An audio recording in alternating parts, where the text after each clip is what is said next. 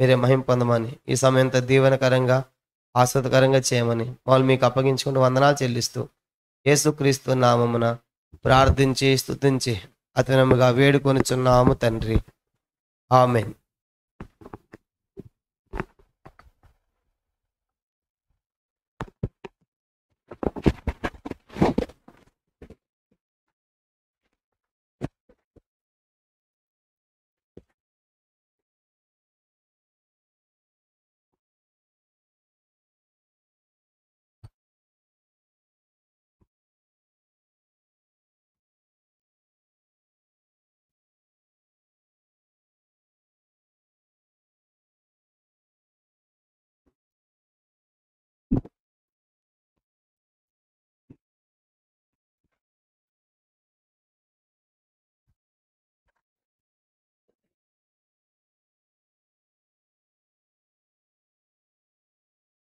మనం నూతనంగా మరి ప్రభు చిత్తమైతే అపోస్తల కార్యములు ఆ రీతిగా పౌలు యొక్క మరి ప్రయాణాలు, మిషనరీ ప్రయాణాలు మనం ధ్యానం చేయాలని కోరుతున్నాము.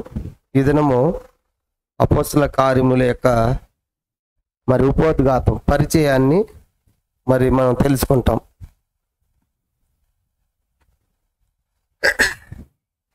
అపోస్తల కార్యముల యొక్క ఆ పరిచయాన్ని కనుక ఈరోజు ఆ గ్రంథం గురించినటువంటి పరిచయాన్ని మరి కొన్ని సంగతులు మనం ధ్యానం చేసిన తర్వాత తెలుసుకుంటే ఆ తర్వాత వాటి లోపలికి వెళ్ళి మనం ధ్యానం చేసినప్పుడు చాలా మనకి ఈజీగా ఉంటుంది. కాబట్టి ఈరోజు ఈ అపోస్తల కార్యాల పరిచయాన్ని దాదాపుగా 10 భాగాలుగా మనము డివైడ్ చేసి దాంట్లో కొన్ని ప్రాముఖ్యమైన సంగతులు ఈరోజు మనం చూడబోతున్నాం. ఇదంతా కూడా మరి అపోస్తల కార్యం మొత్తం కూడా అంటే మొత్తం దాదాపుగా 28 అధ్యాయాలు ఉంది. కాబట్టి 28 అధ్యాయాలు ఉన్నటువంటి సారాంశాన్ని మనము ఈరోజు ఉపోద్ఘాతంగా ఇంట్రడక్షన్గా మనం చూస్తాం.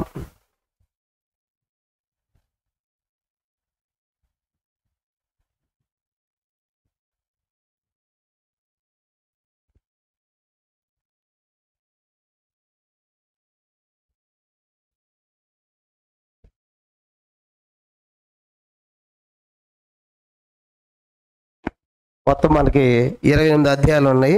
దీన్ని ఈరోజు 10 పార్ట్స్గా మనము చూస్తాం, 10 సంగతులు. మొదటి సంగతి ఏంటంటే గ్రంథముల గురించి. మొదటి సంగతి గ్రంథం.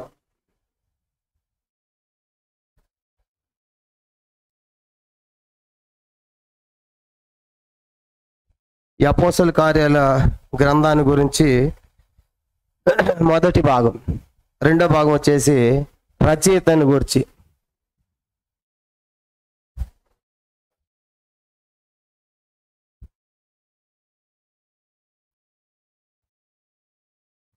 మూడో భాగం వచ్చేసి ఆ గ్రంథ నామం, ఆ గ్రంథ నామమును గురించి.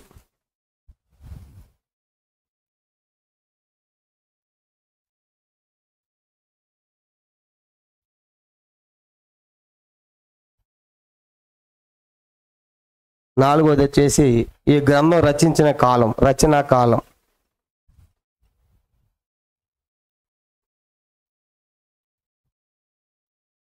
ఐదోది వచ్చేసి స్థలముల గురించి, ఏ స్థలములు రాయబడింది ఇది.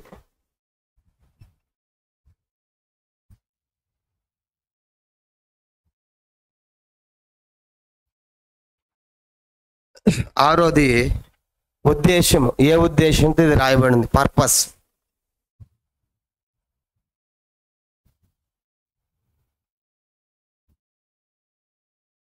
నెక్స్ట్ ఏడవది వచ్చేసి ఎవరికి రాశాడు. ఈ గ్రంథం అపోస్తల కార్యము ఎవరికి రాశారు.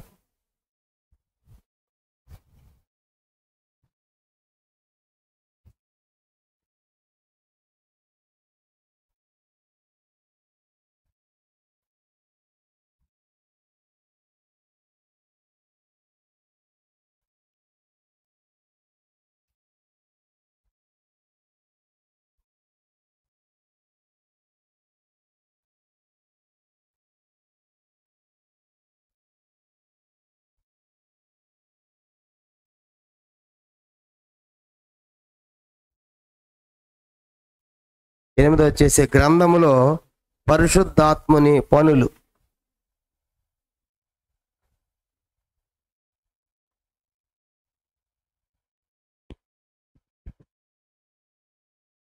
9వది వచ్చేసి మనం గమనించామంటే గ్రంథ విభజన.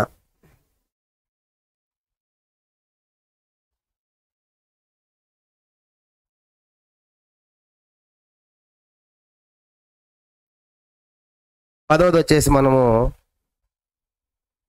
పౌలు యొక్క ప్రయాణాలుగా మనం చూస్తాం. పౌలు యొక్క ప్రయాణాలు.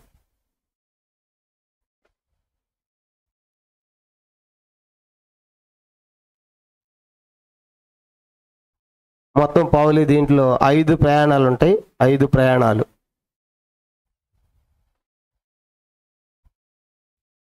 ఈరోజు మనం ఇది ఒక్కొక్కటిగా మనము ధ్యానం చేస్తాం. కాబట్టి అపోస్తల కార్యం మొత్తం మనకు అర్థం అవడానికి దీన్ని 10 పార్ట్లుగా మనం విభజించాము. మొదటి వచ్చేసి గ్రంథమును గురించి. కాబట్టి ఈ గ్రంథము ఎట్లా చదవాలి ఏంటి అనేది గ్రంథాన్ని గురించి మనం చూస్తాము. రెండవదిగా ఈ గ్రంథం యొక్క రచయిత, దీన్ని రాసిన వారు ఎవరు అనే సంగతి కూడా మనం చూస్తాము. మూడవదిగా ఈ గ్రంథంకి అపోస్తల కార్యములే అని పేరు ఎందుకు పెట్టారు, కనుక ఎందుకు ఆ పేరు వచ్చింది అనేది గ్రంథాన్ని గురించి కూడా మనం చూస్తాము. నాలుగోది వచ్చేసి రచనా కాలం, అది ఏ కాలంలో రాయబడింది. ఐదోది వచ్చేసి స్థలము, ఎక్కడ ప్లేస్, కాబట్టి ఎక్కడ ఈ గ్రంథాన్ని రాశారు. ఆరోది వచ్చేసి ఉద్దేశము, ఏ ఉద్దేశంతో ఏ పర్పస్తో అపోస్తల కార్యం రాయబడింది. ఏడోది వచ్చేసి ఈ గ్రంథం ఎవరికి రాశారు, రాసింది ఎవరు, తీసుకుంది ఎవరు అనే విషయం మనం చూస్తాం. ఎనిమిది వచ్చేసి ఈ గ్రంథములో పరిశుద్ధాత్మ యొక్క కార్యములు కనుక పనులు మనం చూస్తాం. తొమ్మిది వచ్చేసి గ్రంథ విభజన, అంటే ఎన్ని పార్ట్స్గా ఈ గ్రంథాన్ని మనం డివైడ్ చేయొచ్చు అనేది మనం చూస్తాం. పదవది వచ్చేసి గ్రంథములో పౌలు యొక్క ప్రయాణాలు, 5 ప్రయాణాలు పౌలు చేసినట్లుగా మనం చూస్తాం. మొదటిది దమస్కు ప్రయాణము, రెండవది మొదటి మిషనరీ ప్రయాణము, మూడవది రెండో మిషనరీ ప్రయాణం, మూడో మిషనరీ ప్రయాణం, తర్వాత రోమా ప్రయాణం. ఇవన్నీ కూడా ఈరోజు మనము ఉపోద్ఘాతంగా ఈ సంగతులన్నీ కూడా మనం తెలుసుకుంటాం. కానీ ఇప్పుడు మనము గ్రంథాన్ని గురించి మనము వెళ్తాం. గ్రంథం గురించి మొట్టమొదటిది కదా, మొదటి దానికి వెళ్తాం. కాబట్టి ఈ 10 సంగతులు కూడా మనం ఉపోద్ఘాతంగా తెలుసుకుంటే ఆ గ్రంథం లోపలికి వెళ్ళి చదివినప్పుడు మనకు చాలా ఈజీగా ఉంటుంది. కనుక ఇది తెలియకుండా డైరెక్ట్ లోపలికి వెళ్ళిపోతే ఇది ఎవరెవరికి రాశారు, ఎక్కడ రాశారు అంత కన్ఫ్యూజ్ అనమాట. కాబట్టి ఈరోజు ఉపోద్ఘాతంగా ఇదంతా మన మైండ్లో ఫిక్స్ అయి ఉండాలి. కనుక ఇప్పుడు మొట్టమొదటి సంగతి చూసినప్పుడు ఈ గ్రంథాన్ని గురించి మనం చూసినప్పుడు మనం గుర్తుంచుకోవాల్సిన కొన్ని ప్రాముఖ్యమైన సంగతులు ఏంటంటే, ఈ గ్రంథము లోకాసు వార్తతో కలిపి చదవాలి. అప్పుడు ఈ గ్రంథం మొట్టమొదటి దీంట్లో మనం గుర్తించాల్సింది లోకాసు వార్త కంటిన్యూషన్ అన్నమాట. ఈ గ్రంథం పరిశుద్ధ అపోస్తల కార్యములు అనేది లోకాసు వార్త కంటిన్యూషన్. లోకాసు వార్త ప్లస్ అపోస్తల కార్యములు. లోకాసు వార్త అయిపోయిన వెంటనే దాని కంటిన్యూషనే అపోస్తల కార్యాలు. కానీ లోకాసు వార్త మనకి ఏమంటే కొత్త నిబంధనలో లోకాసు సువార్త వచ్చే పుస్తకం ఏంటి, యోహాను సువార్త. కానీ యోహాను సువార్త కాదు, లోకాసు సువార్త చదివిన వెంటనే ఏం చదవాలి, అపోస్తల కార్యాలు. కనుక దాని కంటిన్యూషన్ ఇదన్నమాట. దాని కొనసాగింపు ఈ గ్రంథముగా. కానీ చాలాసార్లు మనం ఈ రెండు కలిసి చదవం. కనుక ఎందుకంటే మధ్యలో యోహాను సువార్త ఉంది కాబట్టి, స్టార్టింగ్లో మత్తయి సువార్త ఉంది కాబట్టి మత్తయి సువార్త అంటే మనం చాలా ఫోకస్ పెడతాం. కనుక మనకు తెలుసది. తర్వాత యోహాను సువార్త కూడా ఫోకస్ పెడతాం మధ్యలో. ఈ మధ్యలో ఇది ఉండటం వల్ల లోకాసు సువార్త చదివిన తర్వాత అపోస్తల కార్యాలు చదవాలి అని చాలామంది తెలియదు. ఎందుకంటే ఈ రెండు రాసింది కూడా ఒక ఆయనే, అక్కడ ముగించాడు. దాని కంటిన్యూషన్ అంటే లోకాసు సువార్తలో యేసు ప్రభు యొక్క జన్మ, ఆయన బాల్యము, ఆయన సేవా పరిచర్య, ఆయన బాప్తిస్మము, తర్వాత ఆయన మరణము, ఆయన సిలువ, తర్వాత ఆయన పునాది, ఆయన పునరుత్థానం, ఇవన్నీ కూడా లోకాసు సువార్తలో ఉంటాయి. దాని కంటిన్యూషను అపోస్తల కార్యము కొనసాగిస్తున్నట్లుగా మనం చదువుతాం. కాబట్టి ఈ గ్రంథం గురించి మనం తెలుసుకున్నప్పుడు మొట్టమొదట గుర్తుంచుకోవాల్సిన విషయం ఏంటంటే, లోకాసు సువార్త చదివిన వెంటనే దీన్ని కంటిన్యూషన్గా చదవాలి అని మనం గుర్తుపెట్టుకోవాలి. తర్వాత మనం గమనించామంటే ఇంకా ఈ లోకాసు సువార్త అపోస్తల కార్యాల్లో ఉన్న వచనాలు మనం చూసామంటే ఇది మొదటి సంగతి అనుకుంటే, దీంట్లో ఉన్న రెండవ సంగతి గ్రంథాన్ని గురించి మనం చూసినప్పుడు దీంట్లో ఉన్న వచనాలు అపోస్తల కార్యాలు ప్లస్ లోకాసు సువార్త రెండిట్లో కలిపి 2158 వచనాలు ఉన్నాయి. ఈ లోకాసు సువార్త ప్లస్ అపోస్తుల కార్యములు రెండు కలిపి 2158 వచనాలు ఉన్నాయి. అంటే కొత్త నిబంధనలో ఇది 4వ వంతు అన్నమాట. మొత్తం 4 వంతులు ఉంటే 1 వంతు అంతా కూడా ఈ రెండిట్లోనే ఉన్నాయి. అంటే పెద్దదిగా మనం చూస్తాం కాబట్టి అంటే దాదాపుగా 27 to 28% అంతా కూడా అపోస్తల కార్యాలు లోకాసు వార్తని ఆక్రమించింది. కొత్త నిబంధనలో బాగా గుర్తుపెట్టుకోవాలి. కొత్త నిబంధనలో మనము మొత్తము 100% ఉంటే దాదాపు 28% కనుక ఆక్రమించింది లోకాసు వార్త, అపోస్తల కార్యాలు. కనుక అది కూడా మనము గుర్తుపెట్టుకుని చదవాలి.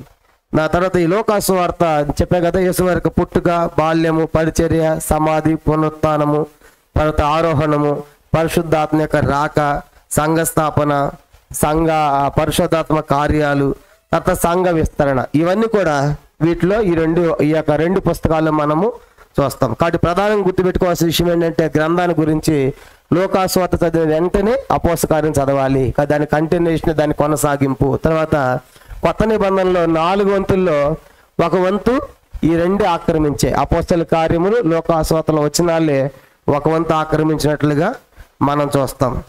కాబట్టి ఇంకా మనం గమనించామంటే రచయితను గురించి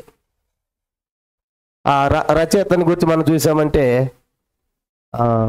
రచయితను గురించి దీన్ని ఎవరు రాశారని చెప్పడానికి చూడండి, లోకాసు వార్త రచయితను గురించి మనం కొన్ని సంగతులు మనం చూస్తాం. లోకాసు వార్త మొదటి అధ్యాయం, లోకాసు వార్త మొదటి అధ్యాయము మొదటి వచనం. లోకాసు వార్త మొదటి అధ్యాయము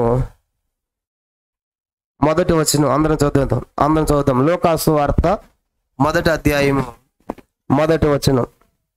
ఘనత వహించిన తెయోఫిల, ఆరంభము నుండి కన్నులారా చూచిన వాక్య సేవకులైన వారు మనకు అప్పగించిన ప్రకారము మన మధ్య నెరవేరిన కార్యములను గూర్చి వివరముగా రాయటకు అనేకులు పూనుకొనుచున్నారు గనుక నీకు ఉపదేశింపబడిన సంగతులు నిశ్చయముగా జరిగినవని నీవు తెలుసుకుంటూ వాటన్నిటిని మొదటి నుండి తరచి పరిష్కారముగా తెలుసుకొని ఉన్న నేను నీ పేట వాటిని గుర్చి వరుసగా రచించడం వ్యక్తమని ఏం చేతని. కనుక ఇది ఎలా ఆరంభించబడుతుందంటే ఘనత వహించిన తెయోఫిల అని ఆరంభించబడుతుంది.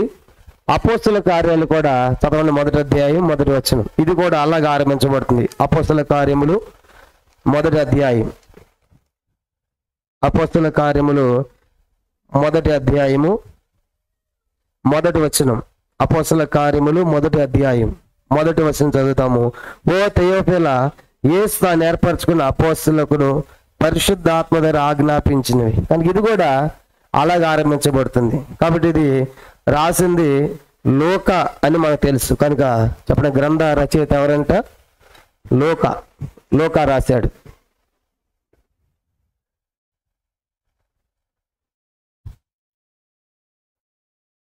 రచయిత వచ్చేసి లోక రాశాడు.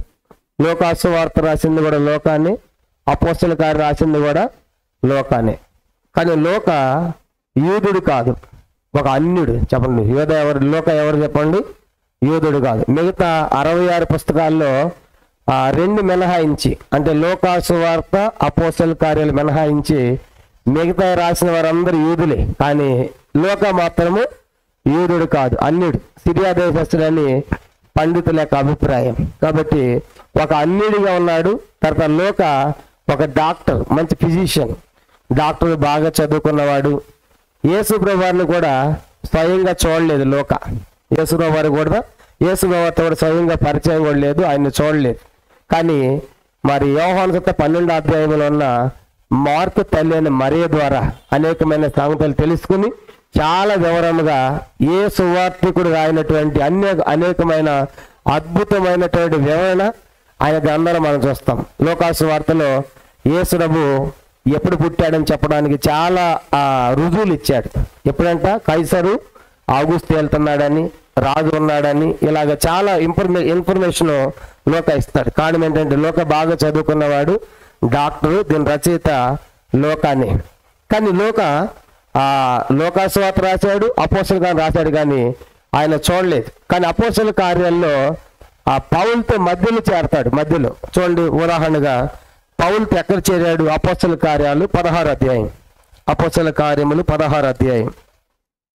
16 అధ్యాయం దాకా లోక ఉండడు. 16 అధ్యాయం నుంచి అపోస్తల పౌలుతో చేరతాడు. అపోస్తల కార్యములు 16 అధ్యాయం. 16 అధ్యాయము మనం గమనించామంటే 10 నుంచి 17 వచనాలు చదువుదాం. అపోస్తల కార్యములు 16 అధ్యాయం. అపోస్తల కార్యములు 16 అధ్యాయము చూడండి, 10వ వచనం నుండి చదువుతాం. 10వ వచనం నుండి. కాబట్టి మేము, చూడు మేమంటే ఆయన కలుపుకొని చెప్తా ఉన్నాడు పౌలుతో. మేము త్రోయను విడిచి వడగా తిన్నగా సముద్రాకును మర్నాడు నేపేలుకి అక్కడ రెండు ఫిలిప్పీకి వచ్చి తిమ్మి మాసిదోనియా దేశములు ఆ ప్రాంతముకు అది ముఖ్య పట్టణములు రోమిల ప్రవాస్థానమైనది. మేము కొన్ని దినములు ఆ పట్టణంలో ఉంటిమి కనుక మేము త్రోయను విడిచాము. మేము కొన్ని దినములు అన్నాము. తర్వాత అలా కింద వచ్చామంటే పౌలుతో కలిపి ఆయన మాట్లాడే మాటలు మనం చూస్తూ వచ్చామంటే ఇంకా కింద మమ్మును బలవంతం చేసింది కనుక లుది అంటది. తర్వాత 16వ వచనం, మేము ప్రార్థనా స్థలమునకు వెళ్ళుచుండగా. కాబట్టి ఇవన్నీ కూడా పౌలుతో కలుపుకొని మాట్లాడుతున్నాడు. కాబట్టి అపోస్తల కార్యం 16 అధ్యాయంలో 16 అధ్యాయంలో జాయిన్ అవుతాడు పౌలుతో కనుక లోక. అందుకే ఆయన మమ్మును, మేము, మాతో గడిపితిమి, మేము అనే పదాలు ఉపయోగిస్తాడు. ఇంకా మనం చూసామంటే అపోస్తల కార్యములు 20 అధ్యాయం చూడండి. అపోస్తల కార్యములు 20 అధ్యాయము మనం గమనించామంటే మొదటి 15 వచనాల్లో కూడా ఇలాగే మాట్లాడతాడు లోక రాస్తూ. అపోస్తల కార్యములు 20 అధ్యాయం. అపోస్తల కార్యములు 20 అధ్యాయము మొదటి 15 వచనాల్లో మనం చూసామంటే అపోస్తల కార్యములు 20 అధ్యాయము 15వ వచనములో 7వ వచనములో ఏమంటాడు, మేము రొట్టె విరుచుటకు కూడినప్పుడు. తర్వాత 11వ వచనం చూడండి, అలా కిందకి వెళ్తే 13వ వచనం, మేము ఓడ ఎక్కితిమి. తర్వాత 8వ వచనం, మేము కూడి ఉన్న మేడగది. తర్వాత 13వ వచనం, మేము ఓడ ఎక్కామన్నాడు. తర్వాత అలా చూసామంటే 14వ వచనం, మాతో కలుసుకొని. తర్వాత ఇలా మనం చూస్తూ వచ్చామంటే ఇవన్నీ కూడా పౌలుతో కలుపుకొని మాట్లాడుతున్నాడు. అంటే అపోస్తల కార్యములు 16 అధ్యాయంలో మరి జాయిన్ అయినటువంటి లోక అలాగే పౌలుతో ఎక్కడి దాకా కొనసాగాడంటే 28వ అధ్యాయం దాకా. అందుకే మీరు రాసుకున్న తర్వాత మీరు చదవండి. తర్వాత 21వ అధ్యాయము మొదటి 18 వచనాల్లో కూడా అపోస్తల కార్యములు 21వ అధ్యాయము మొదటి 18 వచనాల్లో కూడా పౌలుతో కలిపినటువంటి ఇదే సంభాషణ చేస్తాడు. తర్వాత 21వ అధ్యాయము ఇంకా మనం చూసామంటే 27వ అధ్యాయం. 27వ అధ్యాయము మొదటి వచనము. తర్వాత అపోస్తల కార్యం 28వ అధ్యాయము మొదటి 16 వచనాలు. ఈ వచనాలన్నింటిలో పౌలుతో లోక రాసే మాటలు ఏంటంటే మేము, మాతో గడిపితిమి, మాకు అని అంటాడు. అంటే తనతో కలుపుకుని ఇవన్నీ రాస్తున్నాడు. కాబట్టి రచయిత రెండోది మనం రచయితని కూడా చూస్తున్నాం. రచయిత ఎవరు చెప్పండి? లోకాన్ని చూసాం. లోక ఒక అన్యుడని చూసాం కనుక యూదుడు కాదు. వైద్యుడని చూసాం, డాక్టర్ అని చూసాం కనుక పౌలుతో కలిసి సేవలో గొప్పగా తిరిగాడు. 16 అధ్యాయంలో పౌలుతో చేరిన తర్వాత ఆయన అనేకమైన ప్రాంతాలతో పౌలుతో తిరిగాడు. చెరసాలకు కూడా వెళ్ళాడు కనుక చెరలో కూడా ఉన్నాడు. కాబట్టి అందుకే ఇవన్నీ స్వయంగా అనిపించిన తర్వాత పౌలుతో ఉన్న సందర్భాలు రాశాడు. మిగతా తెలియని విషయాలేమో మరి మార్కు తల్లేటువంటి మరియతో కనుక ఆ మేడగదులు వీరంతా కలుస్తున్నారు కాబట్టి అనేక సంగతులు తెలుసుకుని చాలా వివరంగా రాసినట్లుగా మనం చూస్తాం. కాబట్టి ఇది ఆ రచయితను కూర్చున్నటువంటి సంగతులు. కాబట్టి ఇప్పుడు మనము గ్రంథం గురించి మనం చూసాము, గ్రంథం ఎలా చదవాలనే విషయం మనం చూసాము. రెండోది రచయిత ఎవరు కనుక అని ఆయన సంగతులు కూడా మనం చూస్తాం. ఇది రెండవ సంగతి. మూడవది గ్రంథ నామాన్ని గురించి. ఇంకా మనది రచయితల గురించి మనం చూసినప్పుడు ఇంకో విషయం గుర్తుపెట్టుకోవాలి. పౌలు ప్రయాణాల్లో మరి సహవాసులుగా ఉన్నటువంటి వారు మనం చూసామంటే పౌలుతో ఈ రచయితల గురించి మనం చూసినప్పుడు పౌలు ప్రయాణాల్లో ఆయనకి సహకారులుగా ఉన్నటువంటి వారు చాలా ప్రాంతాల నుంచి వచ్చారు పౌలుతో. ఉదాహరణగా యెరూషలేము నుండి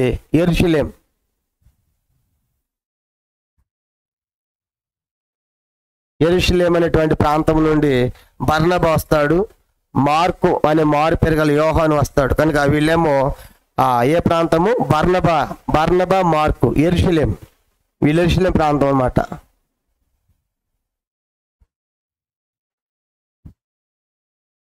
ఇవన్నీ వివరంగా మనం పుస్తకం లోపలికి వెళ్ళిన తర్వాత మనం చూస్తాము. కనుక ఇది ఉపోద్ఘాతం కాబట్టి ఇంట్రడక్షన్గా మనం అన్ని చూస్తాం. కనుక యెరూషలేం నుండి బర్నబా మార్కు వచ్చారు. తర్వాత సిల్వాను తిమోతి అనేవాళ్ళు కూడా. కనుక సిల్వాను లేదంటే శీల రెండు ఒకటే.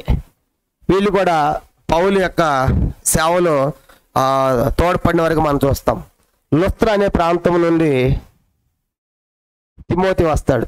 లుస్త్ర అనే ప్రాంతం నుండి తిమోతి వస్తాడు. తర్వాత దెర్బే ప్రాంతం నుండి గాయి అనేటువంటి వస్తాడు. దెర్బే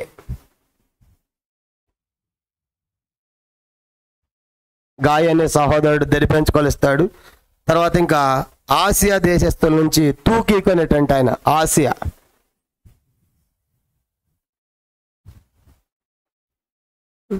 తూకీకు అనేటువంటి వ్యక్తి ఆసియా నుండి వస్తాడు.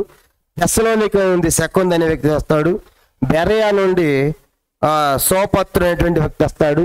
ఫిలిపి ప్రాంతం నుండి ఎపఫ్రోదితు వస్తాడు. పొలస్సి ప్రాంతం నుండి ఎపఫ్రా వస్తాడు. ఇలాగా ఇతర ప్రాంతాల నుంచి ఎరస్తు, తీతు, దేమ, యూస్తు అని ఇలాగా అనేక మంది పౌలుతో వచ్చినటువంటి పరిచర్యలు పాల్గొన్న వారిగా ఈ గ్రంథంలో మనం చూస్తాం. కాబట్టి ఈ గ్రంథంలో ఇంతమంది ఉన్నారన్నమాట. కనుక యెరూషలేం వచ్చిన వాళ్ళు, తర్వాత లుస్త్రా నుండి, దెర్బే నుండి, ఆసియా నుండి, తెస్సలోనిక నుండి, కనుక ఒక ప్రాంతం కాదు, కనుక ఖండాలు, దేశాల నుంచి వచ్చి పౌలుతో వెంబడించినట్లుగా మనం చూస్తాం. దాదాపుగా మరి దీంట్లో మనం చూసినప్పుడు 30 కంటే ఎక్కువ దేశాలు ఉంటాయి. అపోస్తల కార్యాల్లో 30 కంటే ఎక్కువ దేశాలు ఉన్నాయి. 100 కంటే ఎక్కువ పట్టణాలు ఉన్నాయి. ఈ ప్రాంతాలన్నీ పౌలు తిరిగాడు. కాబట్టి 3 మిషనరీ ప్రయాణాల్లో కూడా పౌలు తిరిగాడు. అవి మనం ఒక్కొక్కటి వివరంగా మనం చూస్తాం. కాబట్టి ఇలా పౌలు ప్రయాణాల్లో సహవాసులుగా ఉన్నటువంటి వ్యక్తుల గురించి మనము ఈ సంగతులు మనం గుర్తుపెట్టుకోవాలి. వీళ్ళంతా వస్తారన్నమాట, మనకి మధ్యలో వస్తారు. పౌలు ఎవరు, శీల ఎవరు నుండి వచ్చినప్పుడు మనం వివరంగా మనం చూస్తాం. కాబట్టి ఓవరాల్గా వీళ్ళంతా కూడా ఆయా ప్రాంతాల నుంచి వచ్చి పౌలుతో ఉన్న వ్యక్తులుగా మనం చూస్తాం. ఇంకా మూడో విషయం వచ్చేసినప్పటికీ గ్రంథ నామాన్ని గురించి. మూడవది వచ్చేసి గ్రంథ నామం. ఎందుకు ఈ పేరు పెట్టారు, అపోస్తల కార్యాలయ పేరు పెట్టారు అని మనం ఆలోచించినప్పుడు చాలామంది పండితులు ఏమన్నారంటే దీని గురించి అసలు వాస్తవానికి ఎక్కువగా మొదటి అధ్యాయ గ్రంథ నామాన్ని వచ్చి 1 నుంచి 12 అధ్యాయుల్లో మనకి ఎక్కువగా పేతురు కనపడతారు. కనుక పేతురు కార్యాలు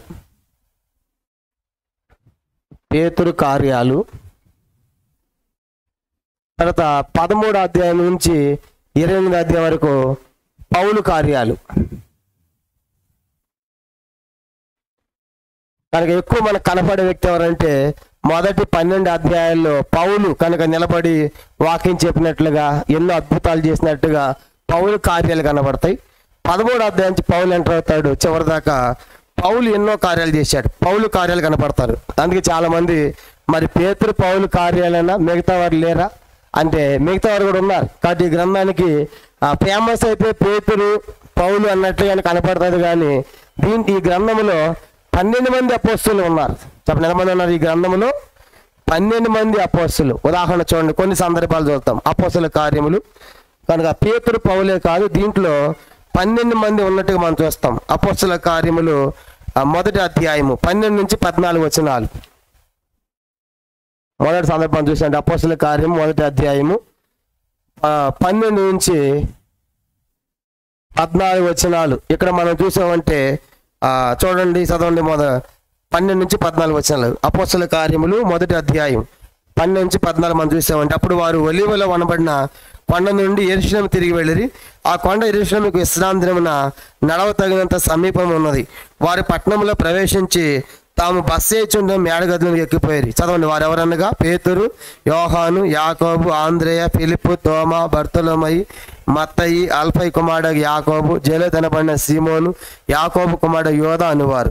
వీరందరిని వీరితో కూడా కొందరు స్త్రీలను యేసలేని మరియు ఆయన సహోదరులు ఏక మనసుతో ఏడతాక ప్రార్థన చేయుచుండరు. ఇప్పుడు అపోస్తుల్లో ఎంతమంది ఉన్నారు? ఇప్పుడు ఈ అధ్యాయంలో చెప్పండి, ఎంతమంది కనపడుతున్నారు మనకి ఇక్కడ ఈ పోర్షన్లో? 11 మంది కనపడుతున్నారు. చెప్పండి ఎంతమంది అంట? 11 మంది. 12వ వాడు ఏమయ్యాడు? 12వ వ్యక్తి ఏమయ్యాడు? ఊరేసుకుని చనిపోయాడు యోధ. కానీ ఇప్పుడు యేసు ఆరోహణం అయిపోయిన తర్వాత ఈ 11 మంది అపోస్తలులు ఆ మేడగదిలో ఉన్నారు. వీళ్ళతో కొంత స్త్రీలు కూడా ఉన్నారు. మరి నెక్స్ట్ 12 మంది కోసం ఏం చేశారు? 21వ అధ్యాయము, ఇది అపోస్తలుల కార్యములు 1వ అధ్యాయము 21 నుంచి 26వ వచనంలో 12 వ్యక్తిని ఎన్నుకున్నారు. 12 వ్యక్తులు. ఆయన పేరు ఏంటంట? మత్తీయ. చెప్పండి ఆయన పేరు. కాబట్టి ఇప్పుడు ఈ 12 మంది భర్తీ చేయడానికి 12 వ్యక్తులు ఎన్నుకున్నారు. కానీ ఇప్పుడు మొత్తం ఎంతమంది అయ్యారు? మళ్ళీ అపోస్తలులు మళ్ళీ 12 మంది అయ్యారు. కాబట్టి ఇప్పుడు ఈ 12 మంది ఉన్నారు అపోస్తలుల కార్యాలు. తర్వాత ఈ 12 మంది మీద కూడా పరిశుద్ధాత్మ దేవుడు దిగాడు. అపోస్తలుల కార్యములు 2వ అధ్యాయం. అపోస్తలుల కార్యములు 2వ అధ్యాయము మనం చూసామంటే 2వ అధ్యాయము మొదటి 4 వచనాలు 1 to 4 మనం చూసామంటే చూడండి. అపోస్తలుల కార్యం 2వ అధ్యాయం ఒకసారి చదువుతాము. ఈ 12 మంది కూడా చదవండి. 2వ వచనం మొదటి నుంచి. అపోస్తలుల కార్యం 2వ అధ్యాయం మొదటి ఉంది. పెంతెకోస్తు పండుగ దినం వచ్చినప్పుడు అందరూ ఒక చోట కూడి ఉండిరి. అప్పుడు వేగముగా వీచు బలమైన గాలి వంటి ఒక ధ్వని ఆకాశం నుండి అకస్మాత్తుగా వారు కూడి ఉన్న ఇల్లంతా నిండెను. మరి అగ్నిజ్వాల వంటి నాలుకలు విభాగింపబడినట్లుగా వారి కనబడి వారిలో ఒక్కొక్కని మీద రాళ్ళగా, ఒక్కొక్కని మీద అంటే 12 మంది మీద కూడా పరిశుద్ధాత్మ దేవుడు దిగాడు. 4వ వచనం. అందరు పరిశుద్ధాత్మతో నిండిన వారై ఆత్మ వారికి వాక్ష తొలగించిన కొంత అన్య భాషలతో మాట్లాడు. కానీ ఇప్పుడు ఒక్కొక్కరి మీద పరిశుద్ధాత్మ దేవుడు దిగాడంటే ఇప్పుడు ఎంతమంది మీదకి వచ్చింది పరిశుద్ధాత్మ దేవుడు? చెప్పండి. 12 మంది. కాబట్టి 12 మంది కూడా ఇక్కడ కూడా మనకు కనపడుతున్నారు. 12 మంది కనపడుతున్నారు. ఇంకా మనం చూసామంటే 2వ అధ్యాయం 14వ వచనం చూడండి. ఇది అపోస్తలుల కార్యములు 2వ అధ్యాయము 14వ వచనంలో కూడా మనకి 12 మంది కనపడుతున్నారు. 2వ అధ్యాయం 14వ వచనం. అయితే పేతురు ఆ 11 కూడా లేచి బిగ్గరగా వారితో ఇట్లను. ఎంతమంది ఉన్నారంటే పేతురు ఒక్కడే లేడు అక్కడ. పేతురుతో పాటు ఎవరున్నారంట? ఇంకా 11 మంది కూడా ఉన్నారు. అంటే ఇక్కడ కూడా ఎంతమంది కనపడతారు మనకు? 12 మంది కనపడుతున్నారు. కనుక ఆత్మ పొందిన వారిలో 12 మంది ఉన్నారు. పేతురు వాక్యం 12 మంది ఉన్నారు. కనుక ఇంకా మనం చూసామంటే అలా కిందకి వెళ్ళామంటే 5వ అధ్యాయము 12వ వచనం. అపోస్తలుల కార్యములు 5వ అధ్యాయము 12వ వచనం చదవండి. 5:12. అపోస్తలుల కార్యములు 5:12 మనం చూసామంటే 5:12.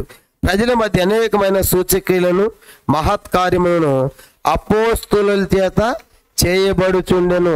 కాబట్టి ఎవరి చేత చేయబడుతున్నాయి అంట? అపోస్తలులు. ఎంతమంది? 12 మంది. ఇక్కడ కూడా 12 మంది ఉన్నారు. కనుక అద్భుతాలు చేసిన వారిలో పేతురు ఒక్కడే లేడు, కనుక పౌలు ఒక్కడే లేడు. కనుక ఎంతమంది ఉన్నారు? 12 మంది ఉన్నారు. కనుక ఎన్నుకున్నప్పుడు 12 మంది. ఒకటి తప్పిపోతే అతను భర్తీ చేయడానికి 12 వ్యక్తులు ఎన్నుకున్నారు. తర్వాత పరిశుభ్రం పొందినప్పుడు 12 మంది ఉన్నారు. పేతురు మాట్లాడినప్పుడు 12 మంది అపోస్తలులు ఉన్నారు.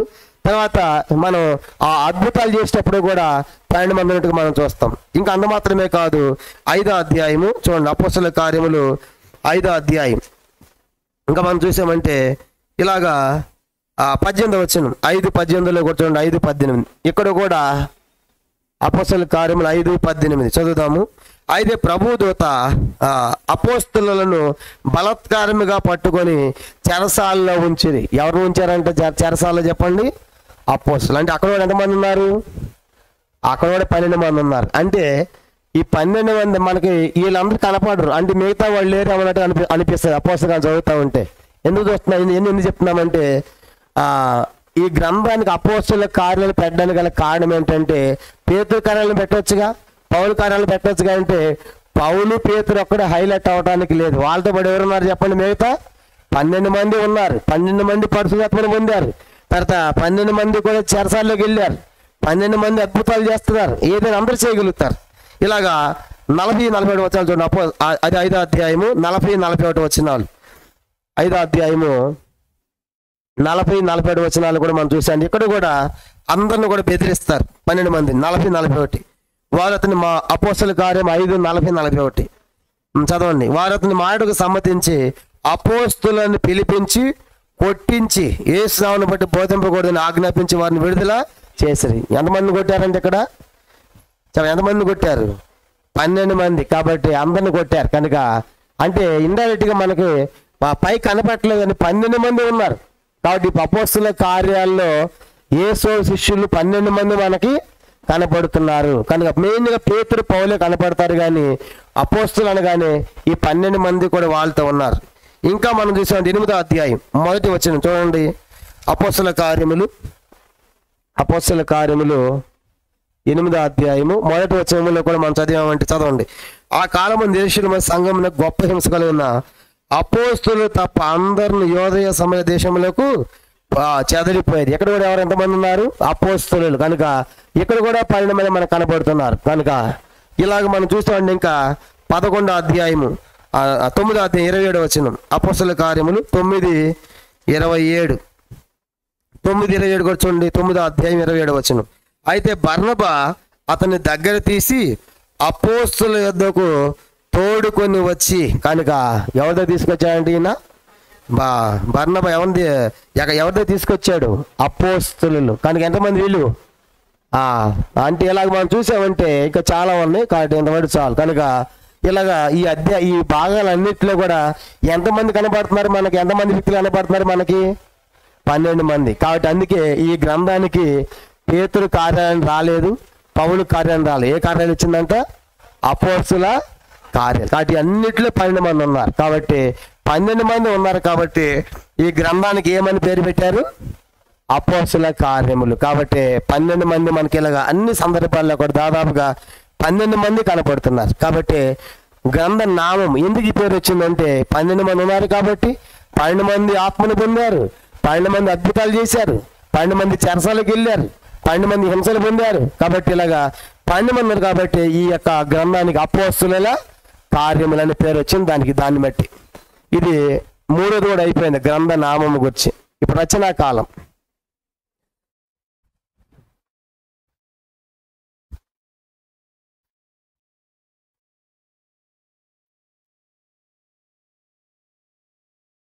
నాలుగవది రచనా కాలం. ఇది ఎప్పుడు రాసి ఉండవచ్చు అనే విషయాలు కూడా మనం చూసినప్పుడు ఇది సుమారుగా లోకాసు వార్త వచ్చేసి రచనా కాలం. లోకాసు వార్త వచ్చేసి మరి క్రీస్తు శకం 58 నుండి 60 మధ్య కాలంలో లోకాసు వార్త రాశారు.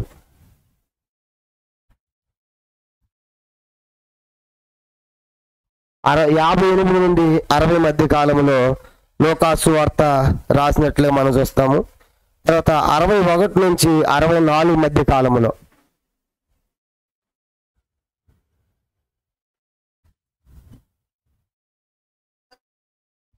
61 నుంచి 64 మధ్య కాలంలో అపోస్తల కార్యములు రాశారు.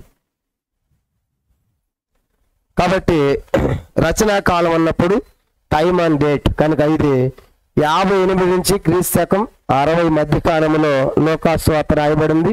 రాసింది లోకా భక్తుడే. కనుక ఆ రీతిగా 61 నుంచి 64 మధ్య కాలంలో అంటే బహుశా 63 కావచ్చు, 62 కావచ్చు, ఎక్కువ మంది 63లో రాశాడు అనే అభిప్రాయాలు ఉన్నాయి. కాబట్టి ఇది 63వ సంవత్సరం అంటే 61 నుంచి 64 మధ్య కాలంలో అపోస్తుల కార్యము రాయబడింది. ఇది ఎక్కడ రాశారంటే కైసరే చెరలో ఉన్నప్పుడు. కైసరే మనం బైబిల్లో మ్యాప్లో చూసినప్పుడు మ్యాప్ తీసినప్పుడు చూపిస్తాము. ఈసారి వచ్చిన ప్రభు చెప్పిన నెక్స్ట్ కనుక ఆ కైసరి చెరలో ఉన్నప్పుడు ఇది రాసినట్లుగా మనం చూస్తాం. కాబట్టి రచనా కాలం వచ్చేసి 50 నుంచి 60 మధ్య కాలంలో లోకాసు వార్త, 61 నుంచి 64 మధ్య కాలంలో అపోస్తల కార్యములను మనం గుర్తుపెట్టుకోవాలి. తర్వాత స్థలమును గురించి నెక్స్ట్ వచ్చేసి ఐదవది ఈ స్థలమును గురించి ఎక్కడ రాశారు అంటే ఇదంతా కూడా ఒక దగ్గర కూర్చుని రాసింది కాదు కనుక కైసరు చెరలో ఉన్నప్పుడు కొంత రాశాడు, అక్కడ కొంత అంతా కూడా రాశాడు. పూర్తిగా రాసింది మాత్రము రోమా చెరసాల్లో. కాబట్టి రచనా స్థలం అంటే కైసరయ చెరలో కొంత రాశాడు, తర్వాత అక్కడ కొంత ఆయా ప్రాంతాలకు వెళ్ళినప్పుడు రాశాడు, టైం పెట్టినప్పుడు లోక. తర్వాత మూడోది వచ్చేసి పూర్తిగా ముగించింది మాత్రము రోమాచరణం. కాబట్టి ఇప్పుడు రచనా స్థలం అన్నప్పుడు మనం ఏం గుర్తుపెట్టుకోవాలి, ఇది కైసరి చెరలో ఉన్నప్పుడు కొంత రాశాడు, తర్వాత మిగతాది మా పౌలుతో వెళ్తున్నప్పుడు ఆయా ప్రాంతాల్లో అక్కడ కొంత రాశాడు లోక. తర్వాత రోమా చెరలోకి వెళ్ళిన తర్వాత పూర్తిగా రాయటం ముగించాడు. కాబట్టి ఇది రచనా స్థలం అన్నప్పుడు ఒక దగ్గర రాయలేదు. కైసర్ చెరలో రాశాడు, అక్కడక్కడ రాశాడు, చివరికి రోమా చెరలో కూడా రాశాడు అనే విషయం కూడా మనం గుర్తుపెట్టుకోవాలి. ఇది స్థలమును కూర్చేటువంటి మరి విషయం. నెక్స్ట్ మనం ఉద్దేశం, పర్పస్. ఆయన ఎందుకు రాశాడు ఈ యొక్క అపోస్తల కార్యములు? ఎందుకు రాశాడంటే ఉద్దేశము, ఈ రాసినటువంటి ఉద్దేశం మనం గమనించామంటే విస్తరిస్తున్నటువంటి క్రైస్తవాన్ని ఎవరు ఆపలేరు అనే విషయాన్ని తెలియజేయటానికి. కాబట్టి విస్తరిస్తున్న క్రైస్తవ్యాన్ని ఎవరు కూడా ఆపలేరు అనే సంకేతానికి గుర్తుకి రాశాడు. ఉదాహరణగా ఒకటి సువార్తల నుంచి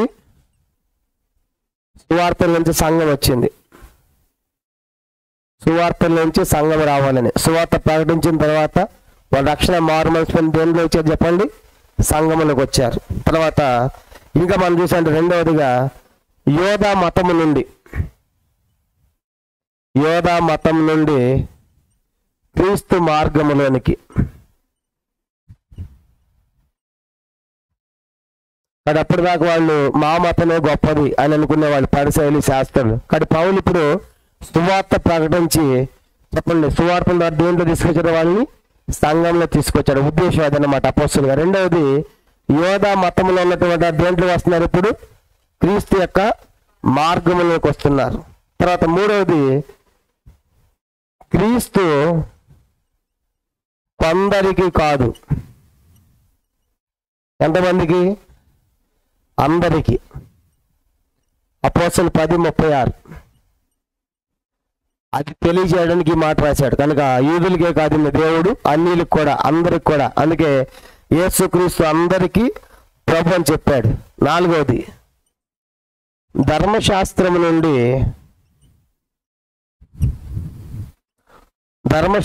నుండి కృప వైపునకు, కృప వైపుకు తిప్పాలని. కాబట్టి ఉద్దేశము, కనుక ఈ రాయబోయేటువంటి ఉద్దేశము ఏంటి అంటే చెప్పండి, మొట్టమొదటిది అండి సువార్త ప్రకటించి అనేకులు సంఘములోనికి రావాలి. రెండవది యోధా మతములో ఉన్నటువంటి వారు, ఇది మతము కాదు, క్రీస్తు మతము కాదు, మార్గం. అందుకే ఈ యేసుని మీరు క్రీస్తుగా, ఈ యేసుని మీరు సిలువేసిరని చెప్పేసి ప్రకటిస్తూ వస్తాడు. కాబట్టి ఆ యేసే క్రీస్తు అని ఒక్క నుంచి నొక్కి 10 పౌలు చెప్తారు. కారణం ఏంటంటే ఈయన మతము కాదు, మార్గం అని చెప్తారు. కనుక యోధా మతములో అనేక మంది యూదులు ఏం చేసి చెప్పండి, మతాన్ని విడిచిపెట్టి ఏంటో వచ్చారు, క్రీస్తు యొక్క మార్గంలోనికి వచ్చారు. అపోస్తల కార్యాలు, అదే సంఘం. తర్వాత క్రీస్తు కొందరికి కాదు, అప్పుడు దాకా యూదులు అనుకునే వాళ్ళు మాకే దేవుడు అనుకునేవాళ్ళు, ఆయన కొందరికి కాదు, ఈయన అందరికీ అని చెప్పడానికి. తర్వాత ధర్మశాస్త్రం, అప్పుడు దాకా వాళ్ళు ధర్మశాస్త్రం పాటించేవాళ్ళు. ధర్మశాస్త్ర ప్రకారం మనం ఎవరు నీతిమంతులం కాలేం. కాబట్టి ఇప్పుడు ధర్మశాస్త్రం మన మీద ప్రభుత్వం చేస్తూ ఉంది, మన పాపాన్ని చూపిస్తూ ఉంది, కానీ దాని నుంచి విడుదల అది కలిగజేయటం లేదు. కానీ ఇప్పుడు కృప ఏం చేస్తుందంటే మనల్ని విడిపిస్తూ ఉంది. కానీ ఇప్పుడు ధర్మశాస్త్రం ఉన్నటువంటి వారు దేని వైపు మళ్ళాలి, కృప వైపు మళ్ళాలి. కనుక ఆ కృప ఎవరు? యేసుక్రీస్తే. ధర్మశాస్త్రం మోషే ద్వారా కలిగింది, కృపా సత్యములు యేసుక్రీస్తు ద్వారా కలిగింది. యోహాను 1:1 మనం చూస్తాం. కాబట్టి ఇప్పుడు ఉద్దేశం ఏంటంటే ఈ ఉద్దేశంతోనే ఈ అపోస్తల కార్యాలు రాయబడింది. కనుక సువార్తల ద్వారా సంఘంలోకి రావాలి, మతాల్లో ఉన్న మతాన్ని విడిచిపెట్టి క్రీస్తు మార్గంలోకి రావాలి. క్రీస్తు కొందరికి కాదు, ఒక ప్రాంతానికి, ఒక ఖండానికి, దేశానికి కాదు, అందరికి ప్రభుని చెప్పాడు. తర్వాత ధర్మశాస్త్రం కింద నుంచి ఎటువైపు రావాలి, కృపవైపునకు మళ్ళాలని చెప్పడానికి ఈ అపోస్తల కార్యం యొక్క ఉద్దేశం మనకి కనబడుతుంది.